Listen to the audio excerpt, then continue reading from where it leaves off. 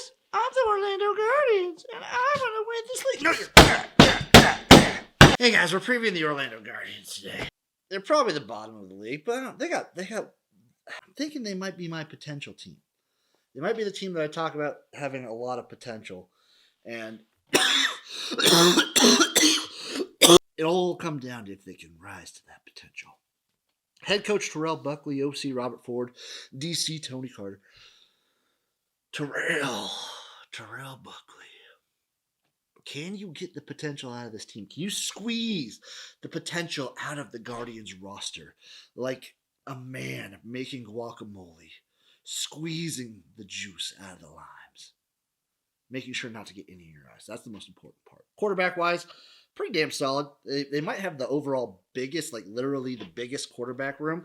DeAndre Francois, Paxton Lynch alone maybe just gives them the most mass of any quarterback room in general. Talked with XFL Jim a little bit about Paxton Lynch. If he gets the start, not too happy with the way this team is going to be headed, but who knows? The running back room is solid. I like guys like Darrington. I just don't like the depth that they have. They don't have any like big stud guys that jump out to me, but the receiving room, guys like Rambo, he's going to get first blood. He's a great route runner. He's fast as all get out. I'm surprised he's not in the league. Guys like Stephen Guidry, mass. Again, we just get into the mass situation. He's just big. He's going to be able to get all those contested passes. That I think a guy like Francois or Lynch, honestly, they could both sling it downfield. They both got cannons for arms that I think they could just let loose and pray that Guidry's going to be there. I'm going to keep calling him Guidry. This wide receiver room, looking through it, it was surprisingly really good. I think it's slept on a little bit how good this receiver room could be. It all comes down to whether or not the quarterbacks can really take advantage of it. Tight end, I think Becker, he's a good route runner. He's a good pass blocker. He's great on medium downs. I think he's going to be a great, like, 3rd and 6 target. He's going to just be able to get open. This team, offensively, surprised me with how kind of optimistic I am. The offensive line is pretty good, but it all comes down to whether or not they can pass block, and I know that's a little bit harder of a thing to develop than run blocking. I just don't love this team's run game whatsoever. So it all comes down to, can this offensive line pass block? Can either Francois or Lynch, please Francois, make quick and accurate throws? It's a lot, but the potential's there. You kind of see what I'm saying with the potential, right? It's this team is going to be the potential team. I believe it.